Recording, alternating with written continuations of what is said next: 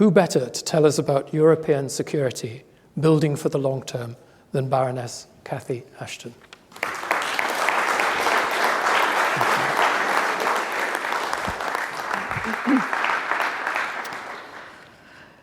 Thank you, everyone. And I have to begin by saying how honoured I feel to be invited to give this lecture in memory of Peter Naylor.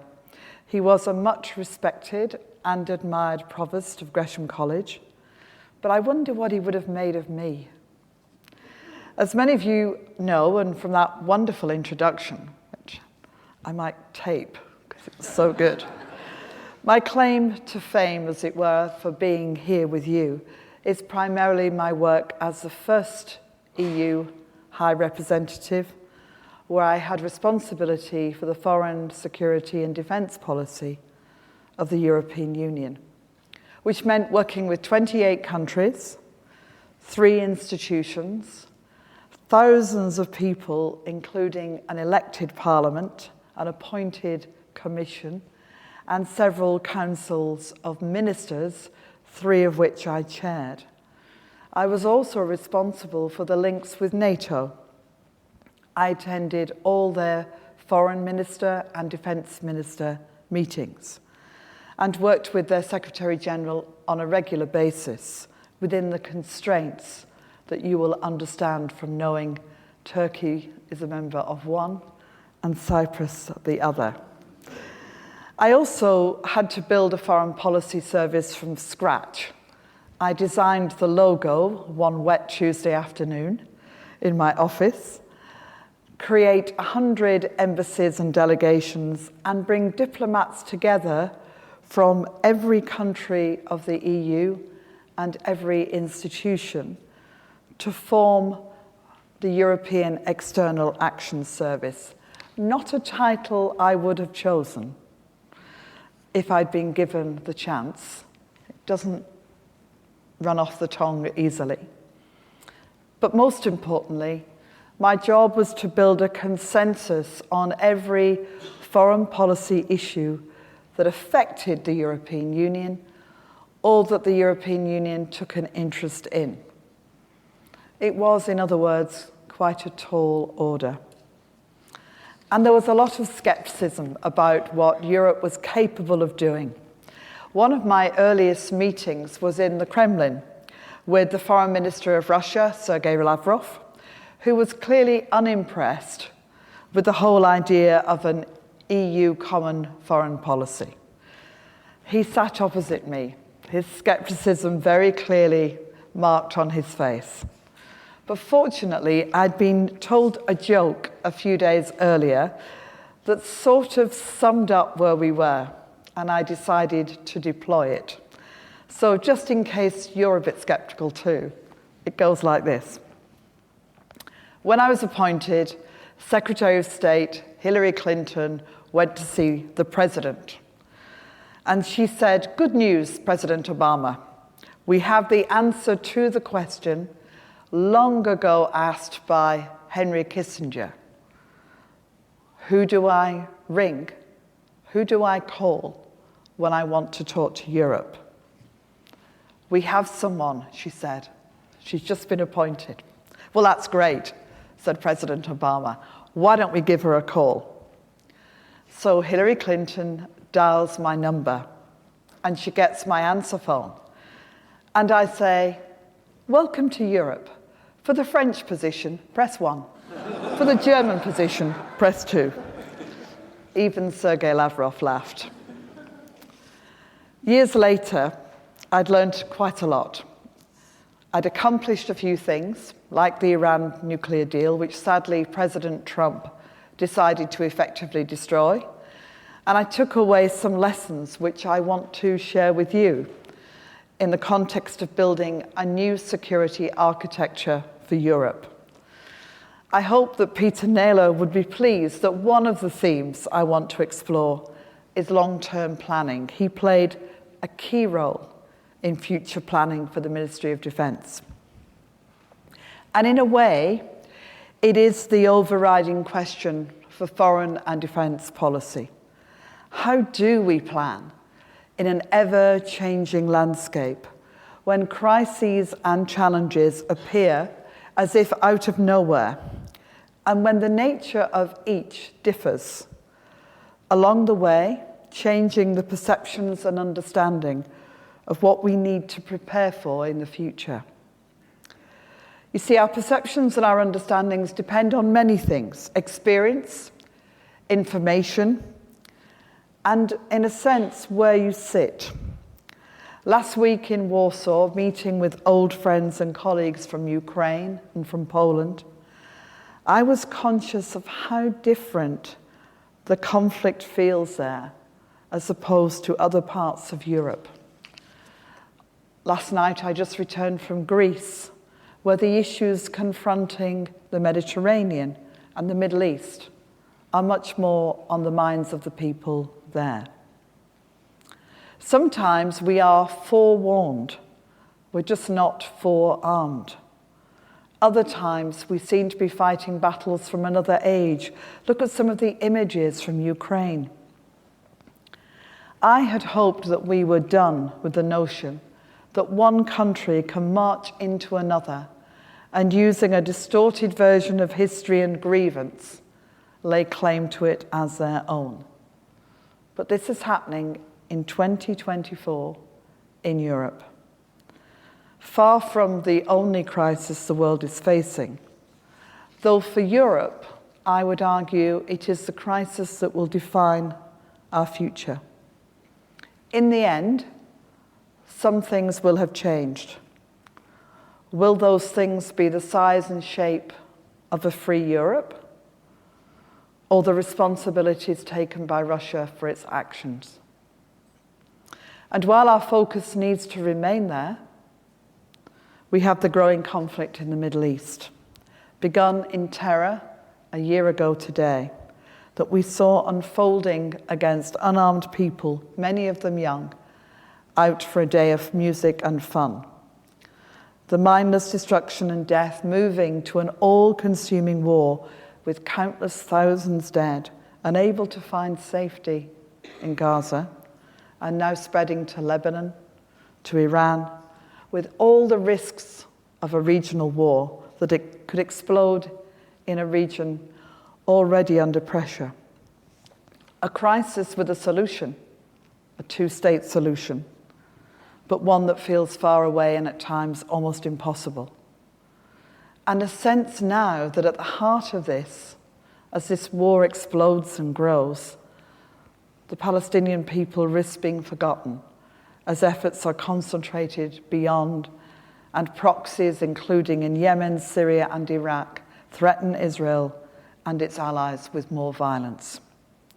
So these two wars dominate our headlines, but they are far from the only crises that are affecting us. In Sudan, we see famine stalk the land in a civil war where the population of ordinary people seems to be forgotten by everyone.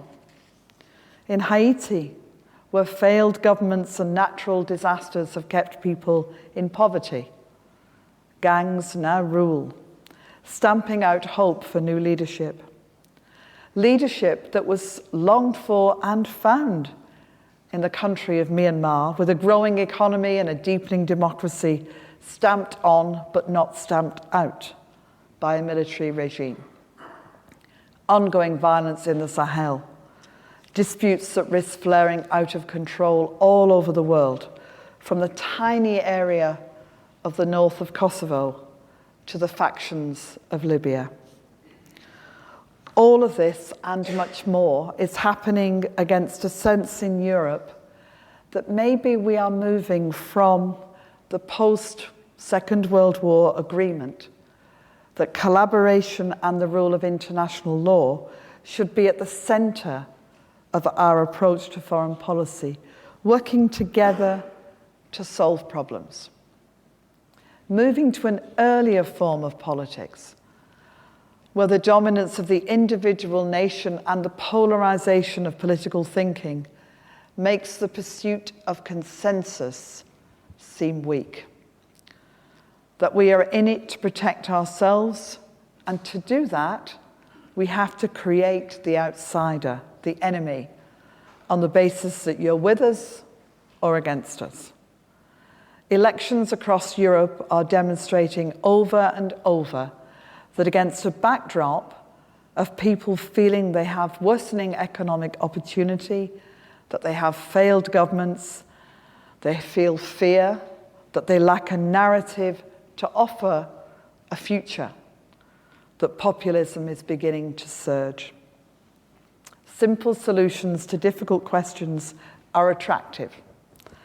Strong men taking tough decisions to save us against them, well, they're quite appealing.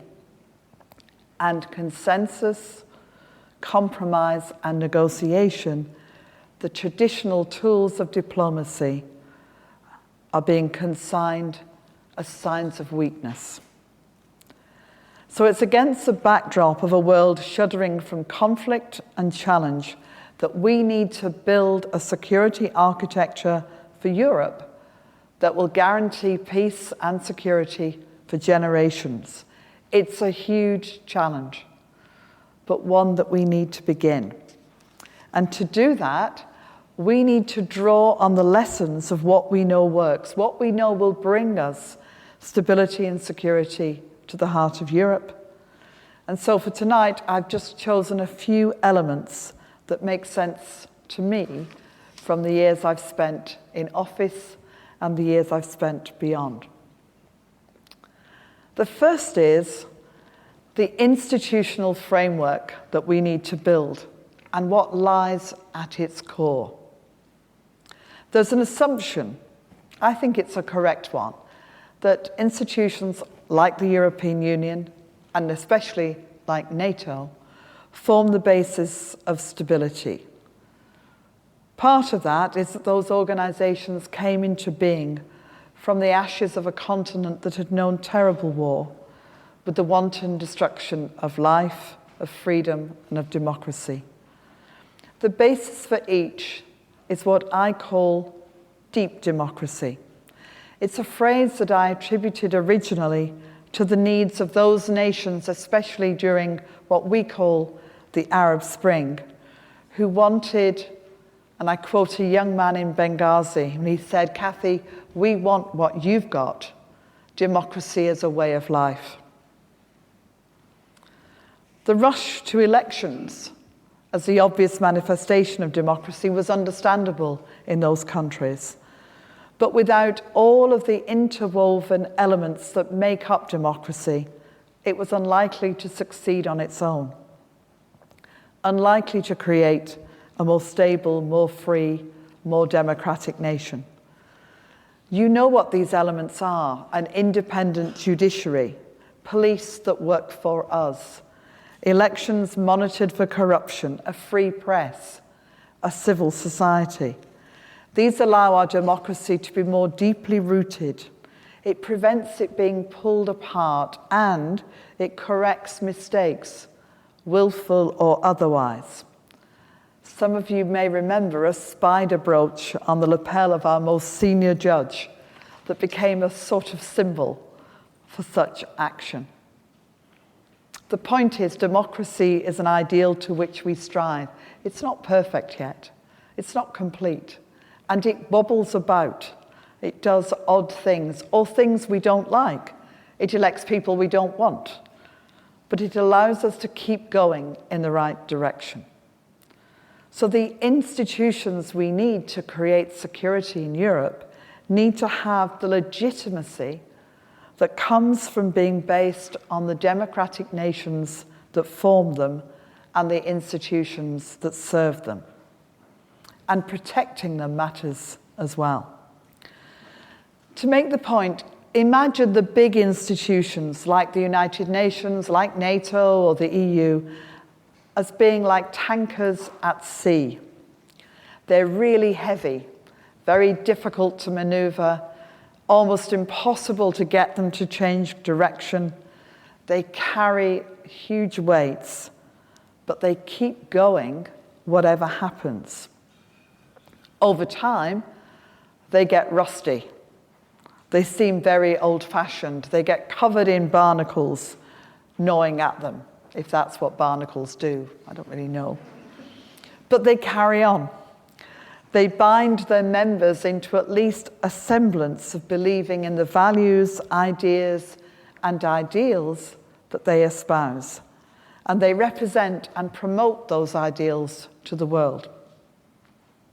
By contrast, we also have yachts, the sort of coalitions of the willing, the friends of, the contact group for, the groupings that come together with one purpose in mind, one issue to resolve. Yachts can move quicker through the water. They can chase the wind.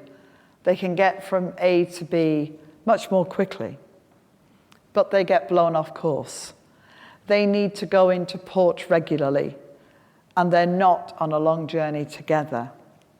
They are important, but they don't have the depth. They're not bound by the values and don't pretend to be. We see more and more yachts now than we used to. And somewhere in the middle, we start to see organizations like the G7 based on coming together economically, but from the like-minded, who are sort of moving from a super yacht to a mini tanker. And from the other side, organizations like the BRICS, Brazil, Russia, India, China, South Africa, plus other countries like Egypt and Saudi Arabia, a super yacht too, creating a grouping based on what they are not. They are not part of the Western, they would say, US-dominated bodies. So there's a question mark over the kind of collaboration we want to see in the future. More yachts? Well, maybe. But are we prepared to protect our tankers, scrub off the barnacles and the rust, give them a new coat of paint, stock them up with supplies? Could we even contemplate building a tanker now, with politics moving away from the centre? Would consensus be possible to achieve that? Or does the view expressed to me by a minister from one of the BRICS countries, when he said there was a veneer that lay across the world, it was a sort of US-based, Western-focused set of ideas, but the veneer is stretched now, and we can see the diversity of everything that lies beneath. Choosing our own path, not following where the West leads, means we make choices you may not always like, but we think are in our own interests. Or as the Russian foreign minister put it when he wrote a couple of years ago, it's harder to accept the diversity and competition of ideas than to invent prescriptions for all of humanity within a narrow circle, as he saw it, of the like-minded, free from any disputes on matters of principle. In other words, protecting our value-driven, democratically based institutional framework is a crucial part of building the architecture. But doing so with an understanding that that requires more from us than simply expecting that countries will follow, that leaders will accept our leadership, and it needs to show a better diplomatic response to the individual needs and the individuality of nations with whom we want to engage. And for the UK, it asks the question, where in this institutional framework do we best fit? A member of the UN Security Council, of course, and of NATO. But we left the EU, so Britain is still a serious partner and a serious country. It explains why our departure from Europe is long lamented. And there is still unquestionably a global role for the UK too. After all, we rank third after the US and Germany for defence spending in NATO, and we are regarded, and rightly, as a reliable partner by our allies. More than that, we have a strong diplomatic service. We play an important role in intelligence and security. We have a new government that's been elected on the promise of a reset in relations with the EU, not just in foreign policy, but on a range of issues. And while there's much to be discussed and finding a path to a better way of working will not be easy, there is an opportunity to join forces in fresh ways to face the challenges together. Perhaps particularly true in defence, foreign and security policy. But I liken the UK as becoming the third leg of a three-legged stool. That is the United States, the EU, and the UK. We have the same values and ideals that makes us stand together in the face of aggression and crisis. And while the bilateral links between the three are really significant, it's a three-legged stool that offers the greatest security and stability. It can carry a lot of weight without wobbling and falling over. It's firmly planted on the ground, and each leg plays its part in holding the stool together and enabling it to bear the burdens that are placed upon it. While the power of the US is unquestionable and the economic strength of the EU extremely impressive, the UK can add its resources and offer a different kind of partnership. There's a lot to do, and the review underway by Lord Robertson, I know a recent visitor to Gresham, and Fiona Hill, whose knowledge of Russia and strength of character is second to none.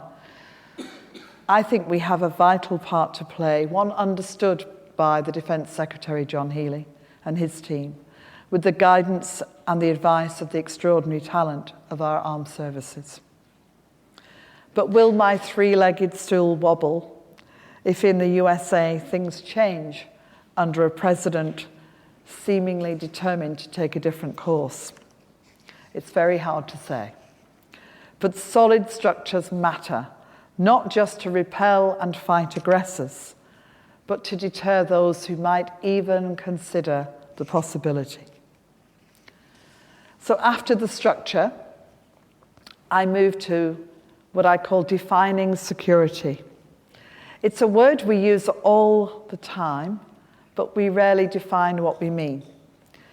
It's again about the importance of that interwoven pattern of civil society, free and fair elections, media freedom that I've already mentioned.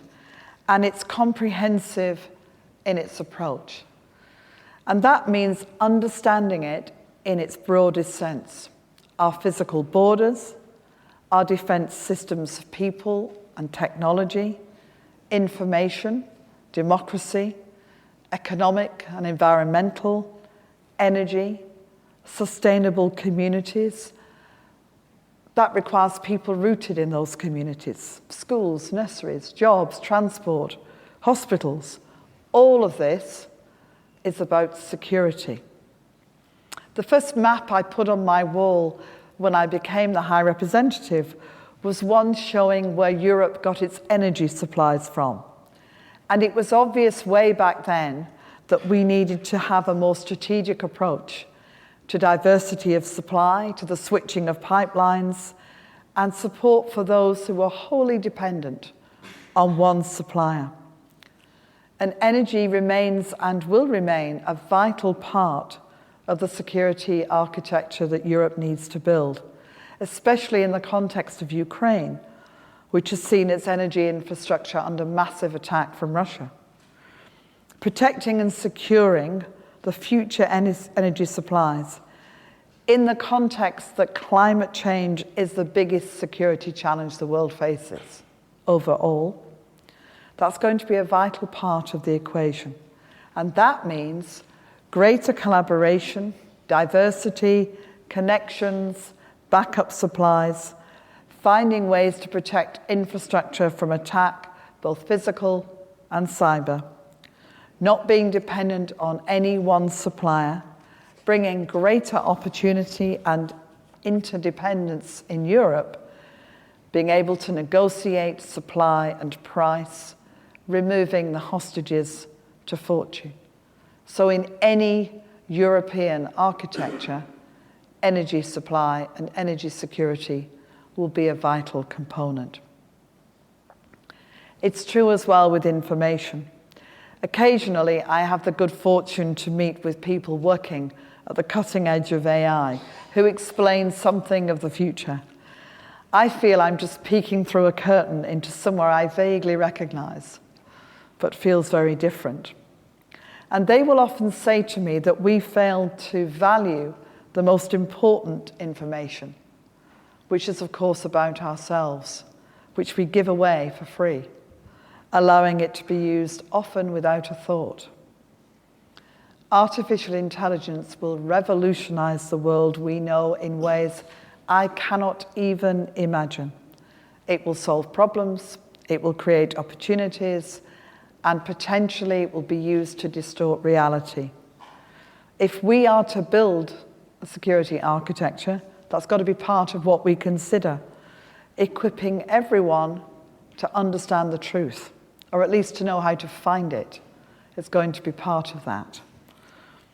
So I would argue that those who want to get rid of the BBC need to think again. But just take climate change. I remember some years ago being in Pakistan, thinking of a small village that had been flooded for the 3rd year running and was going to be flooded every year. Those villagers had been in a settled community for generations, and the idea of moving was horrifying. There was no grant to help them re-establish themselves. They were going to have to do this on their own. They might end up what we call internally displaced. And then I magnified that village by thousands of communities, and I added in conflicts and wars. See how many people in the world feel they have no choice but to try and get away. And desperation will cut through everything. So working out how to manage people moving is a global issue, and for European security, a European issue. It plays into our politics, it plays into our housing, education, economic policies in every possible way.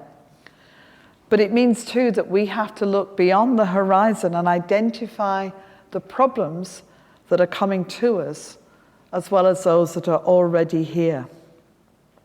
More than that, not to be taken in by the manifestation, rather than the deep-rooted problems that are at its heart. To explain what I mean by that, I want you to come with me onto a military boat, somewhere in action off the coast of Somalia in 2010, as the scourge of piracy was waged. Some of you may be old enough to remember when this was the most challenging issue that we faced. Shipping was disrupted, boats were taken over, hostages placed in peril, and the World Food Programme became desperate as it struggled to get food to the poorest people on Earth. Destinations like the Seychelles lost 100% of their cruise tourist industry and struggled to patrol their numerous small islands. Other countries suffered attacks on their beaches, damaging their tourist industry and, of course, their economy. It was a very difficult and challenging problem. But the admiral who was in charge of the EU mission, called Atalanta, then based here in England, in Northwood, that was set up to deter and arrest the pirates, made a very simple statement to me as we stood on the military boat off the coast of Somalia. He said, "The success of this mission will be on the land, not at sea." Young boys aged 14 and 15 were being persuaded into piracy by rewards as high as $10,000 if they could get a ship. The alternative was maybe $1 a day if they tried to get work in a country that had been in civil war for over 20 years. Gangs and organized crime linked to Al-Shabaab and terrorism used ransoms and seized goods to get money that flowed across the region. Costs for shipping rose, insurance premiums soared. There was understandable unwillingness from crews to try and traverse this vast section of water. But in the end, the story was of success, well, at least in part. Piracy was destroyed. A new government was brought into Mogadishu. We were able to create a compact with the people that brought huge amounts of money, but also expertise and knowledge and people tied to real outcomes. And it set up the possibility of a return to some semblance of normality. The young 14 and 15-year-olds were given help and training, found jobs, and those older ones imprisoned were able to stay near home. It's a story that illustrates two fundamental points about building security. First, problems may begin somewhere. They may seem a long way away, but their effects don't end there. What seems a faraway challenge, which may be horrible, transforms into something we directly face. It should be no surprise that so many of the people sitting in Calais now trying to get across to Britain come from Sudan. No surprise that a civil war years ago in faraway Somalia had direct impact on the trade that we were trying to do. And the second is that problems are interconnected. You need a comprehensive approach to the problems that you face. We need to use all the tools in the diplomatic, in the defense, and in the development toolkits if we are to resolve the issues and build a new security architecture. I also want to focus for a moment on what do we mean by Europe in the European security architecture. Obviously, people will say, well, it's us, and it's the EU, a bit of Norway and Switzerland, and most people, I think, would say Ukraine. But what of Georgia and Moldova? Let's think about Georgia just for a moment. It was in 2008 that Abkhazia and South Ossetia became so-called breakaway regions, a formula used again, by the way, in Ukraine in 2014 with Crimea and the Donbass. This was Putin's policy that I describe as the wedge policy. If you put a wedge into a country, you make it not whole. It can't operate as a whole country. You prevent it from doing things you don't like. You can either have representatives who claim that they are the representative of that part of the country, or you could just cause trouble that takes resources from the centre. Most institutions don't want to take in a country that's not whole.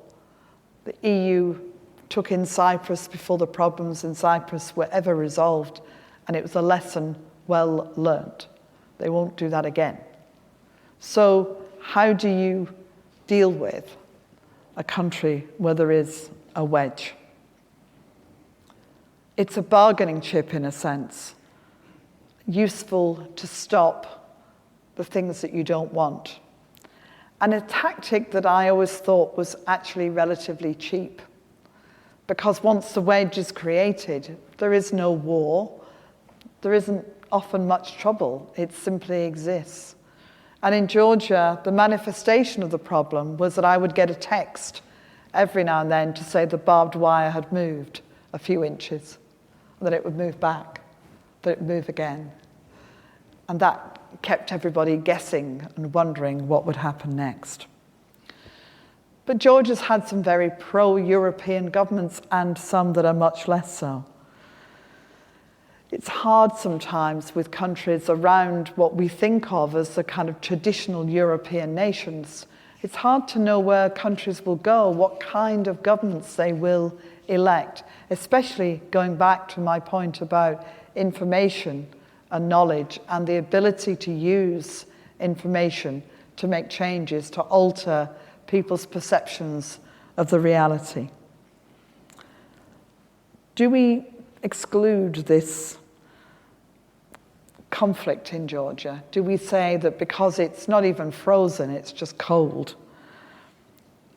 what are we going to do if we find ourselves one day trying to negotiate with Russia, where Ukraine might decide that this was a time it wants to find a way through when it's strong enough and determined enough?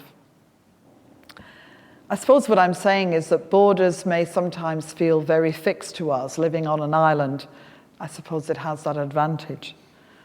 But for so many across Europe, they have seen their borders change, their countries altered, taken, damaged again and again. I have a Croatian friend who tells me that her mother, grandmother, and herself were all born in the same town, but none of them were born in the same country. The countries of the Western Balkans, I would argue, should be included in Europe. I think even the government here that was most in favour of leaving the European Union, I don't think that ever wavered from the view that even if we should not be inside the EU, certainly the Western Balkan countries should be. The only blueprint that these countries have, they're small, they're poor, but the only way they can look at the building of a state is a European model. So it matters to them beyond just being a member of some kind of institution. They're not going to be Russian, so this is the only option to build themselves with the European architecture. And we need to think about how they are going to be included in the architecture that we build. So when we think about security, we have to work out how to define it. What do we mean? When we think about architecture, we have to think about the institutional framework and at its heart, the democracy that we want. And when we think about Europe, we have to decide what we mean by it and who is included and who is part of that structure of the future. I'm going to make one more point. It's my final point for now, but I really like the bit where you ask questions. So I'd like to get to that conversation, if I may. But it's a bit that I hope Peter Naylor would particularly have liked, which is thinking long term. Those who engage in any kind of scenario planning will often begin by looking 50 years ahead and working backwards. I tell this story in my little book about having the opportunity to go and visit the terracotta soldiers in Xi'an in China. And the archaeologist who was in charge took me to walk amongst them. And she said, you know, the thing is, we think this is the absolute outer part of what is, in the distance, the burial chamber of the first emperor of China. And she pointed to a sort of mound, a little hill, way off in the distance. And I said to her, gosh, when are you going to start excavating? Because presumably you imagine there are many treasures to be found there. And she said, yes, we think it could be absolutely extraordinary. And she said, we'll probably start excavating in about 50 years. And it occurred to me, I'm not trying to stereotype that China thinks long, but it did occur to me that those who built monuments, the great cathedrals, the pyramids, whatever you want to look at in the world, began to build what they knew they would not see. They began to put in place, through their architecture, something that would last way beyond their own lifespan. And I think building a European security architecture is about thinking for the long term. If we imagine 50 years hence, a free Ukraine, Western Balkans safely in the EU with growing economies, Georgia whole again, Moldova secure, and relations with Russia may be cordial, if not warm. I'm trying to be realistic about what I think we can achieve in 50 years.